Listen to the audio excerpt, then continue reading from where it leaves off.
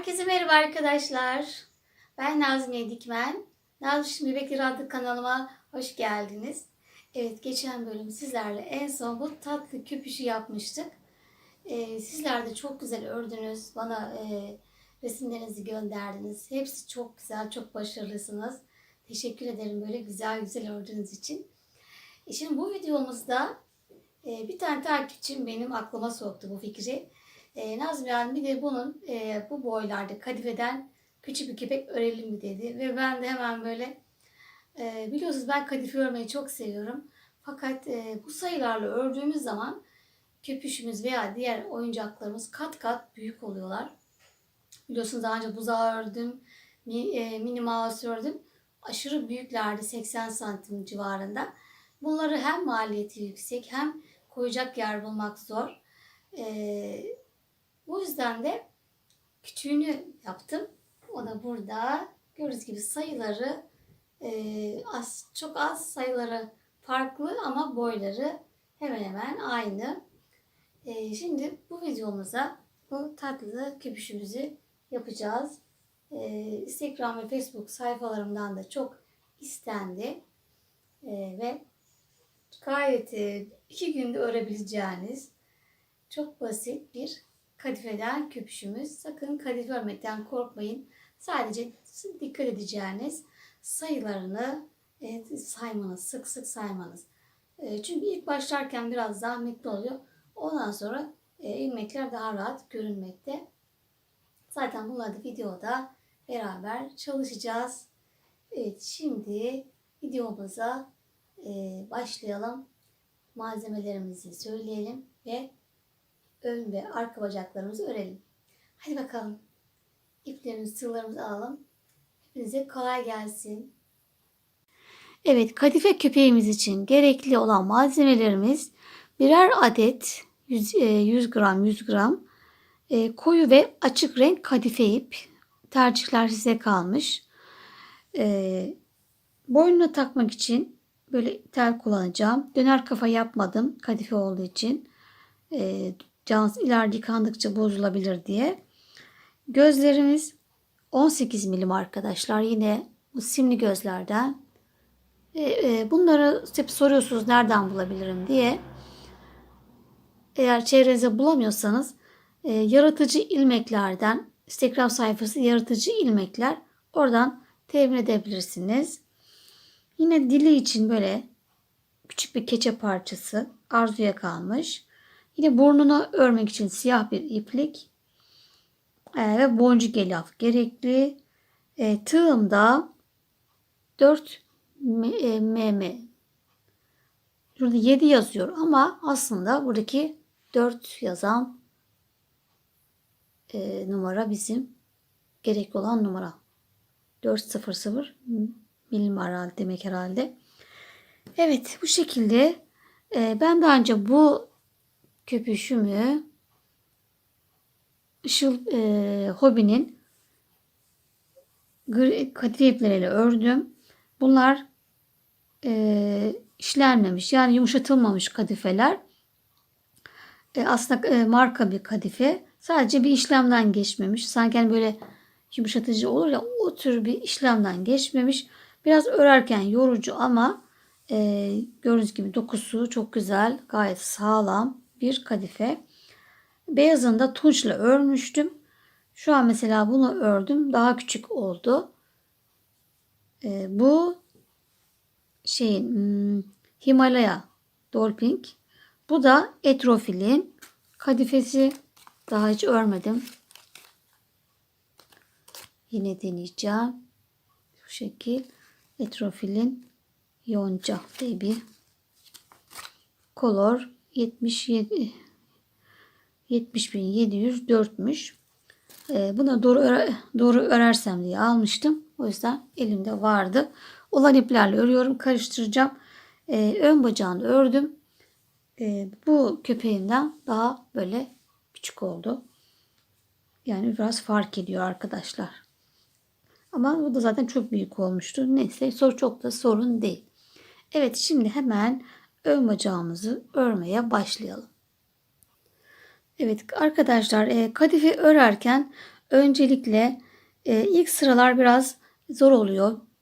İlmekler gözükmüyor. O yüzden sayılarımızı unutmayalım. Sayılar çok önemli başta. Şimdi bir tane sabitleme zincir yapacağım. 2 defa doluyorum kadifeyi. Zamanla yıkadıkça atmasın diye 2 defa doladım. Ve 4 tane zincir çekiyorum. 1, 2, 3 ve 4 zincir çektim.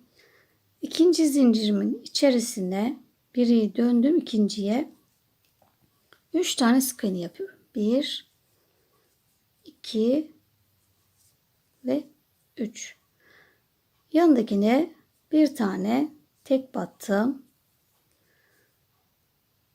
Ve üçüncü zincirime de 5 tane sık iğne yapıyorum. 1, 2, 3, 4 ve 5. Evet, şimdi zincirimizi döndük. Köşeyi döndük. Ve son kalan zincirimin içerisine bir tane sık iğne yaptım. Ve birinci sıramı tamamladım. Ve 10 tane sık iğne elde ettim. Şimdi hemen ipimizi, farklı renkli bir ipi araya koyalım. Sıramızı takip edelim. Bunlar çok önemli. Kadife olduğu için özellikle gözden kaçabilir. Evet, birinci sıramızı yaptık. İkinciye geçiyoruz. Şimdi bu demin 3 tane battığımız sık iğnemizin her birine çift batacağız.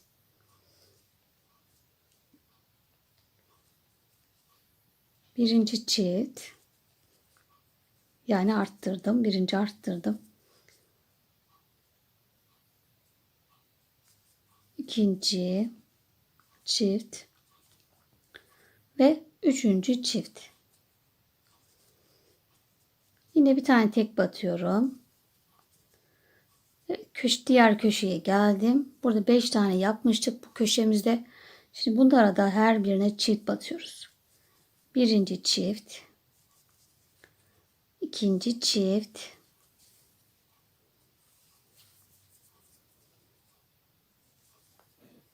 üçüncü çift, dördüncü çift ve beşinci çift. Evet, peş peşe 5 tane arttırdım. Son kalan zincirime de bir tane sık iğne yapıyorum ve tabanım bitti. İkinci sıramız da bu. Ve 18 tane sık iğnemiz oldu. Şimdi ipimi bu tarafa aldım. Üçüncü sıramda arkadaki lobdan öreceğim.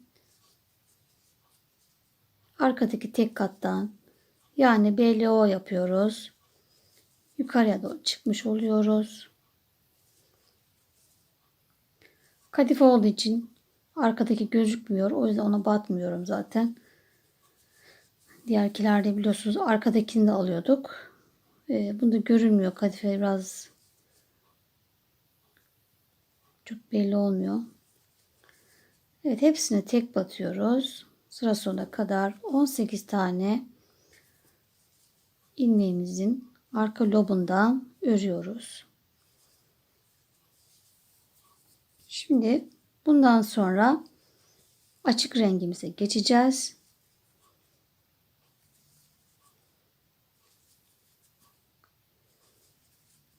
Evet, sıra sonuma geldim. Şimdi diğer rengi geçeceğiz. Bunun için önce bir bu tarafa 2 tane sık iğne kayıyorum arkadaşlar. Buradaki amacımız renk düzgün bir geçiş yapmak. Şimdi 2 tane düz ördüm. Sonuncuyu da bir tane de ilmek kaydırdım. 2 tane de zincir çekiyorum. Keseceğim artık. 2 zincir yaptım ki zamanla yıkandığında atmasın. Sağlam olsun. Evet. Tabanımız bitti.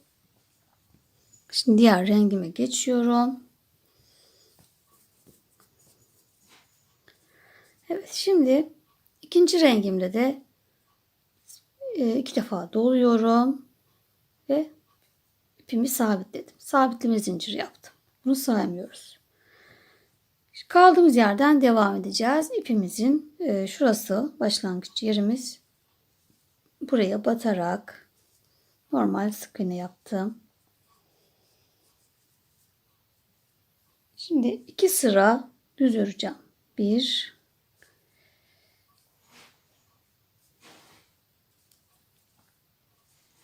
2 3 4 15 16 17 ve 18. Şimdi 5. sıramıza geçiyoruz. Yine ilk başladığımın tepesine batarak devam ediyorum. 18 tane sık iğne öreceğiz. 5. sıramızda. 1 2 3 16 17 ve 18. Evet. 5. sıramızı bitirdik. 6. sıramızdayız. Şimdi burada bir önde kesme yapacağız. Ayağımız, patimizin ön kısmında. Şimdi 6 tane tek batıyoruz. 6 sık iğne örelim. 1 2 3 4 5 ve 6. 6 tane de eksiltme artırma yapmadan, çok pardon. Kediler dikkatimi dağıttı. 6 tane kesme yapacağız. Birinci azaltma, ikinci azaltma,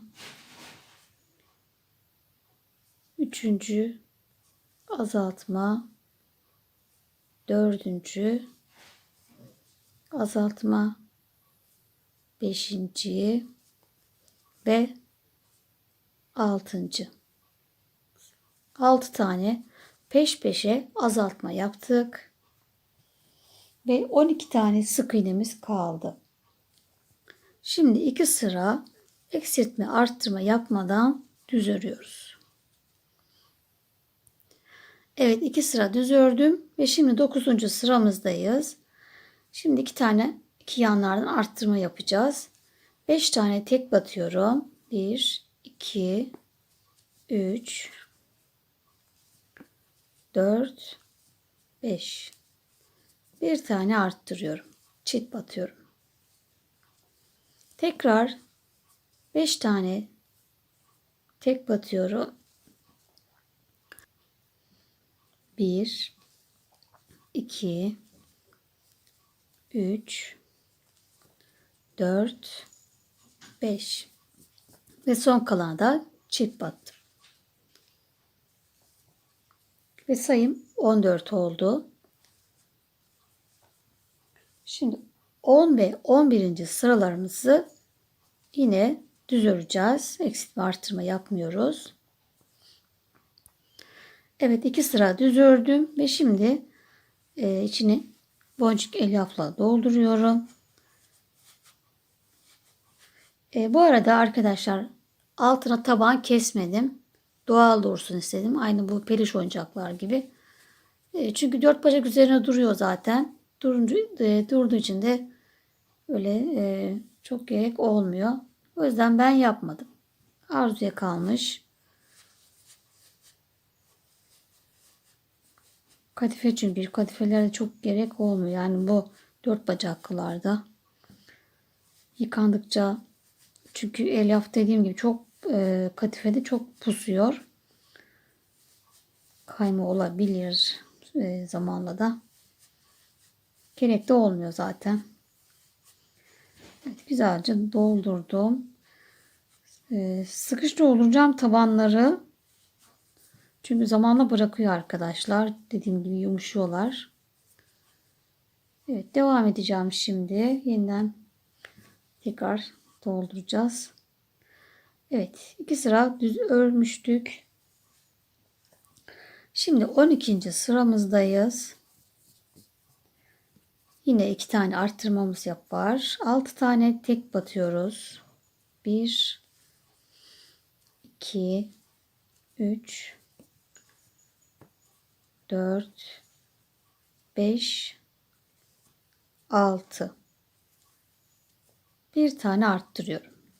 Çift battım yani.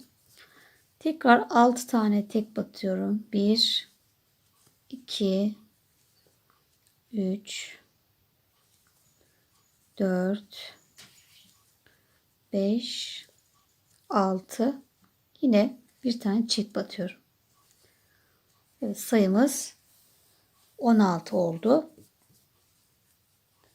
Şimdi bir sıra eksiltme arttırma yapmadan düz örüyorum. 13. sıramızı düz örüyoruz. Evet, 13. sıramı bitirdim. Şimdi koyu rengi geçeceğiz. Bu tarafa yine 2 sık iğne fazla örüyorum. Renk geçişi yapacağımız için 2 tane ördüm. Bir tane de ilmek kaydırdım. 2 zincir çekiyorum ve ipimi kesiyorum. Renk geçişimiz düzgün olması için bu tarafa fazladan kaydım. Şimdi kahveye geçiyorum. Yine ipimi önce bir sabitleyeceğim. 2 defa doladım. Sabitleme zinciri yaptım arkadaşlar. Ve kaldığım yerden, buradaki işaretli yerden sıra başıma batıyorum. Ve yine hepsine tek batıyorum. Eksiltme artırma yapmıyoruz.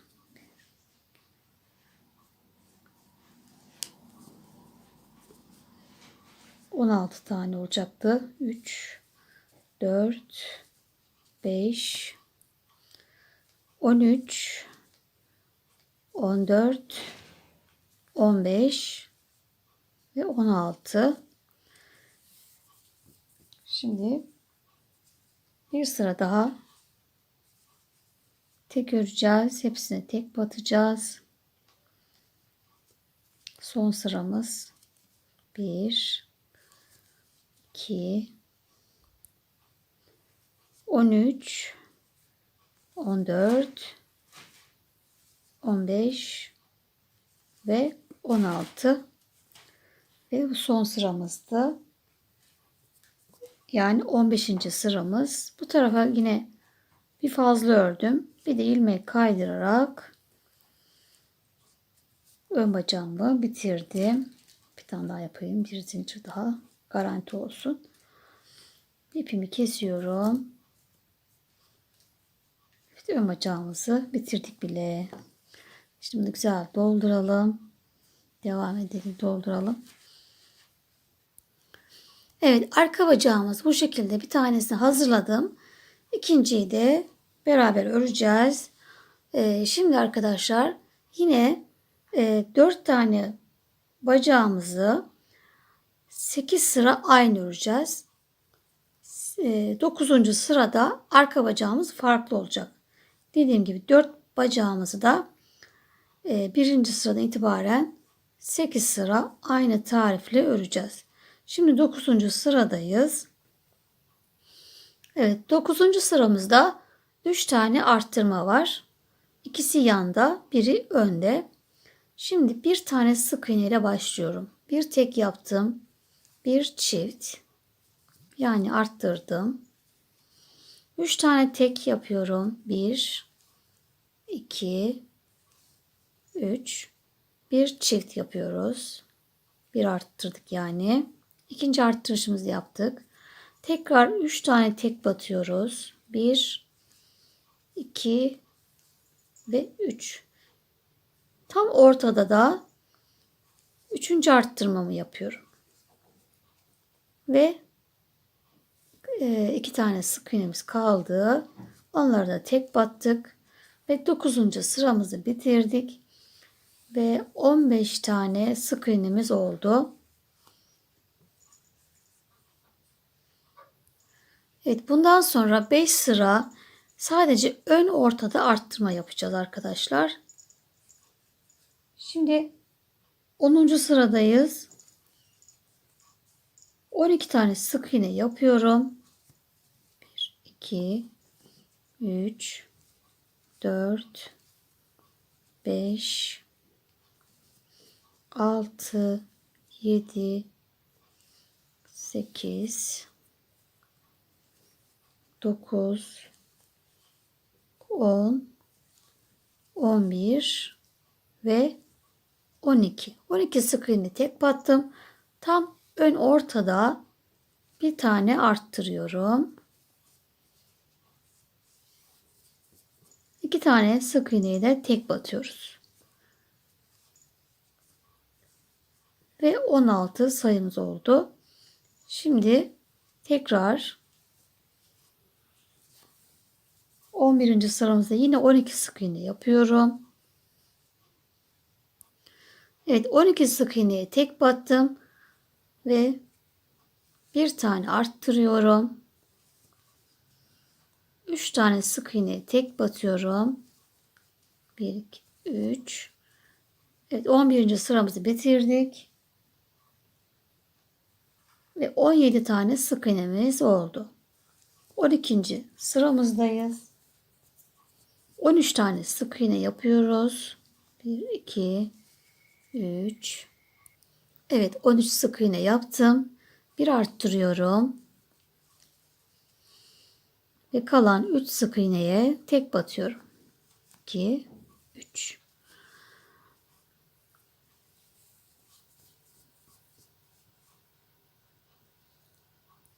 Ve sıra sonunda 18 sık iğnemiz oldu. 13. sıradayız. Yine 18 sık iğne yapalım. Evet, 13 tane sık iğnemi yaptım. Yine tam ön ortada bir tane arttırıyorum. Ve kalan 4 sık iğneme tek batıyorum.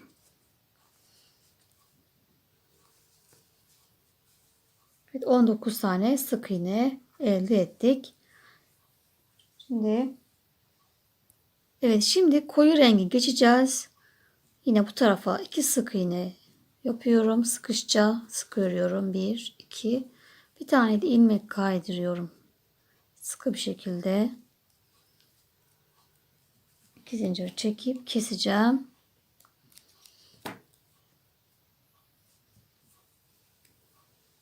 Koyu renkle devam ediyorum. Evet, yine ipimizi sabitleyelim.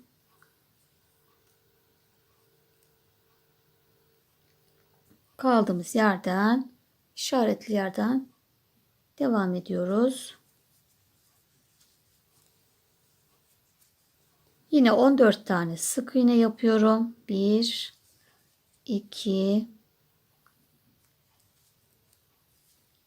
3, 4, 13 ve 14 sık iğneye tek battım. Yine ön ortada bir tane arttırıyorum. Ve kalan 4 sık iğneme tek batıyorum. 1, 2, 3 ve 4. Evet, şimdi burada 20 tane sık iğnemiz oldu. 15. sıramı da eksiltme arttırma yapmadan hepsine tek batacağız. Şöyle sıkılıyorum iyice. Başlangıç yerlerini. Evet, hepsine tek batalım. Evet, bacaklarımızı bitirdik. Şimdi karın altını yapmadan önce ayaklardaki şu tırnak görüntüsünü yapacağız. Kadifede çok belli olmuyor ama en azından oraya bir düzleştirmiş olacağız. Şöyle bir yayalım elyafımızı. Ucu küt olan iğnemi kullanıyorum ve sağlam bir ip, siyah ip kullanacağım. Ucuna düğüm attım ve şuradan bir yerden gireceğim. Tabanın ilk son sırasına batıyorum ve açık renk olan ikinci sıramın üstünden giriyorum. İkinci girerken 2 sık iğne atlıyorum.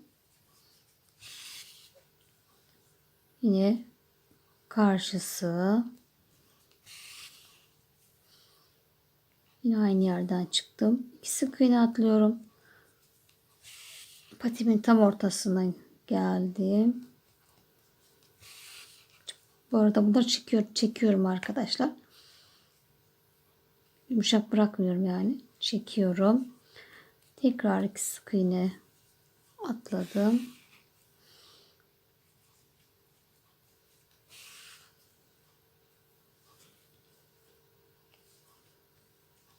Hemen karşısı. Evet, 5 tane yaptık. 5. de düğüm atacağım.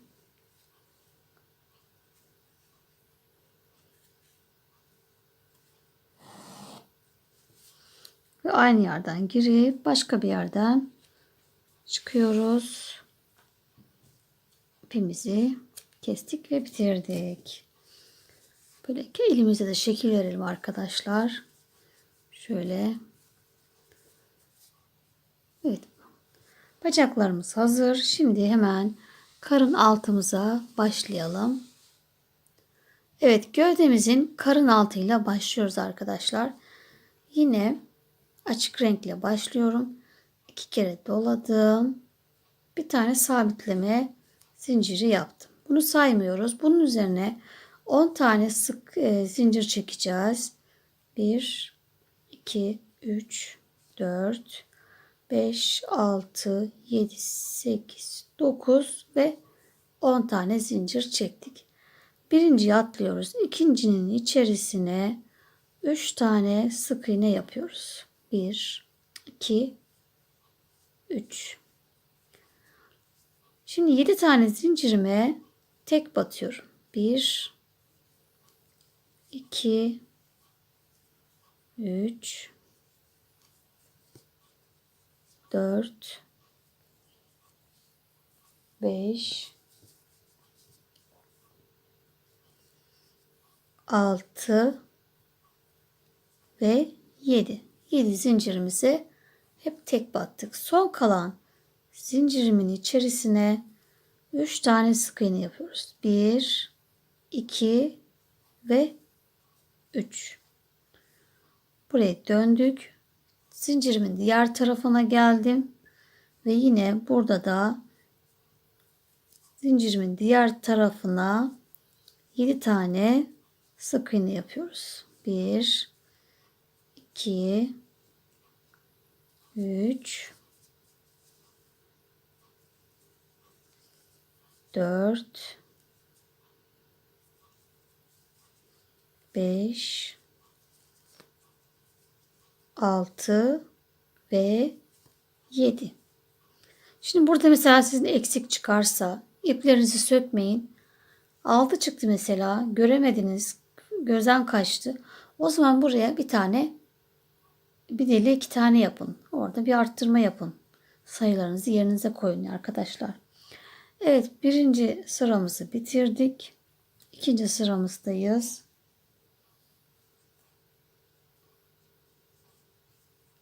Evet, birinci sıramızın 20 sık iğne, toplamda 20 sık iğne elde ettik. İkinci sıramızdayız. Şimdi bu 3 sık iğnemize hepsini çift batıyoruz. Birinci çift, ikinci çift ve üçüncü çift. 3 tane peş peşe arttırmış olduk ve yine araya geldik. 7 tane sık iğnemize tek batıyoruz. 1, 2, 3, 4, 5, 6 ve 7. 7 sık iğnemize tek battık. Diğer köşemize geldik. Buradaki 3 sık iğnemize yine üçüne de çift batıyoruz. Birinci çift, ikinci çift ve üçüncü çift. Evet, peş peşe 3 tane sık iğnemize çift battık. Arttırma yaptık. Geri kalan 7 sık iğnemize tek batıyoruz. 3, 4, 5, 6 ve 7. Evet, ikinci sıramızı bitirdik ve 26 tane sık iğne elde ettik. Üçüncü sıramızdayız. Şimdi bir tek, bir çift yapıyoruz. Bir tek, bir çift. Bir tek ve bir çift. 3 tane arttırmamızı yaptık. Arada 8 sık iğne tek batıyoruz. 1, 2, 3, 4, 5, 6, 7 ve 8. 8 sık iğne tek battık. Bir arttırıyoruz. Bir tek, bir arttır. Bir tek ve bir arttır. Evet, burada 3 arttırmamızı yaptık. 3 burada, 3 burada, 6 arttırma yapmış olduk. Geri kalan 7 sık iğnemize yine tek batıyoruz. 4, 5, 6 ve 7. Evet, 3. sıramızı bitirdik. Ve 32 tane sık iğne elde ettik. 4. sıramızdayız. 2 tek, bir arttır yapıyoruz. Bir tane arttır. 2 tek, 1, 2, bir arttır. 2 tek, 1, 2 ve bir arttır. Evet. Yine ara kısma geldik. Aralar her zaman düz yapılır. Hepsine, yani 9 tane sık iğneye tek batıyorum. 3, 4, 5, 6, 7, 8 ve 9. Bir arttırıyorum. 2 tane tek. Bir arttır. 2 tane tek. Ve bir arttır. Her sırada 6 tane arttırmamız var. Biri bir tarafta, biri diğer köşede. Ve kalan 7 sık iğneme hepsine tek batıyorum. Ve 38 tane sık iğne elde ettik. Evet. 1, 2, 3, 4. sıramızı bitirdik. 5. sıramızdayız. Bu son arttırma. 3 tek yapıyoruz. Bir arttır. 3 tek, 1, 2, 3, bir arttır. 3 tek, 1, 2, 3 ve bir arttır. Evet, ara kısmına geldik. 10 sık iğneye tek batıyoruz. 3, 4, 5, 6, 7, 8, 9 ve 10. Bir arttır. 3 sık iğneye 1, 2, 3, bir arttır. 3 sık iğne tek. 3 ve bir arttır. Son arttırmamız. Ve 7 tane sık iğnemize tek batıyoruz. 5. sıramızı bitirdik. Sık iğne elde ettik. Ve karın altımızı bitirdik arkadaşlar. Bitirmiş olduk. Şimdi 6. sıradayız ve bacaklarımızı ekleyeceğiz. Evet, şimdi bu şekilde bırakıyoruz. Ön bacağımızı aldık. Şu şekil tam ortasını buluyoruz. Ön bacağa doğru katlayarak. Ve bunun arka ortadakini bulduk. Onun yanındaki sık iğneden, ortası bu. Onun yanındakinden şöyle battım.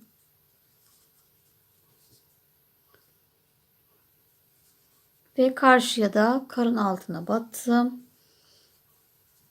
Beraber örerek ekliyoruz. Toplam 5 sık iğne ile ekleyeceğiz. Bu birinci.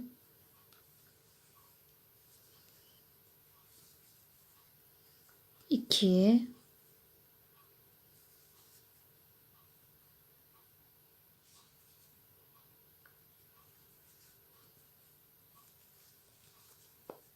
Üç. 4 ve 5 tane sık iğne ile ön bacağımın birini taktım.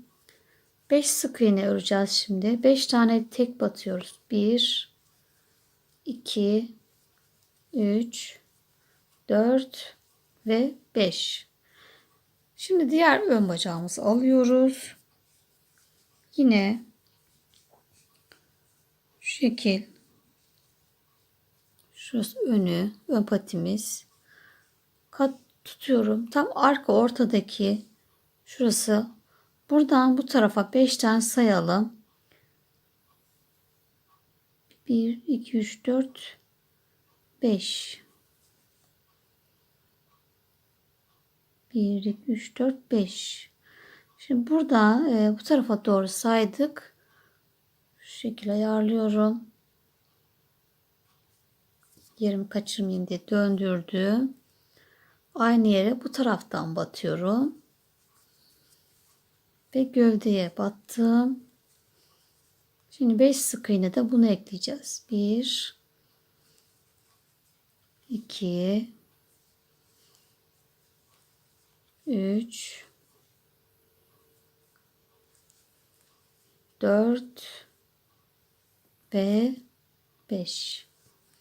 Evet, 5 sık iğneli de diğer patimi ekledim. Bu şekilde.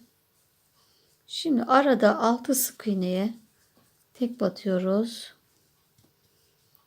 1 2 3 4 5 ve 6. Arka bacağımızı alacağız. Şöyle yine ortalıyorum. Tam orta noktasını buldum. Bu sefer önden bu tarafa ekleyeceğiz. Arkadan değil. Arka bacakları ön kısmından ekliyoruz. Ön orta burası. Bu ilmek. Bunun yanındakinden battım. Gövdeye battım. Gövde parçasına. Şimdi bunları öreceğiz. Evet, 6 sık iğne ile bunu ekliyoruz. 1 2 3 4 5 ve 6. 6 sık iğne ile ekledim. Arada yine 5 sık iğne yapıyorum. 1 2 3, 4, 5. Diğer arka bacağımı da yine tam ön ortasını buluyoruz. Şu şekil. Ön orta. Burasıysa. Buradan bu tarafa 6 tane sayacağız. 1, 2, 3, 4, 5, 6. Burası.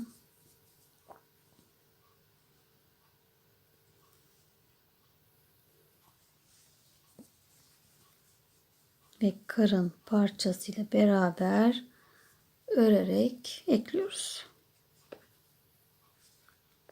Toplam 6 sık iğne ile 1, 2, 3, 4, 5 ve 6.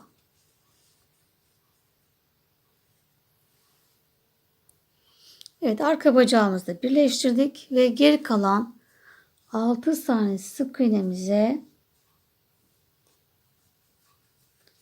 tek batıyoruz. 6 mı artık 7 mi kalmış? 1, 2, 3, 4, 5, 6. Bende 7 kalmış. Daha önce 6 yazmıştım. Bu sefer 7 kaldı. Çok da önemli değil arkadaşlar. Evet, bu şekilde bacaklarımızı birleştirdik. Bundan sonra diğerki bölümde devam edeceğiz arkadaşlar.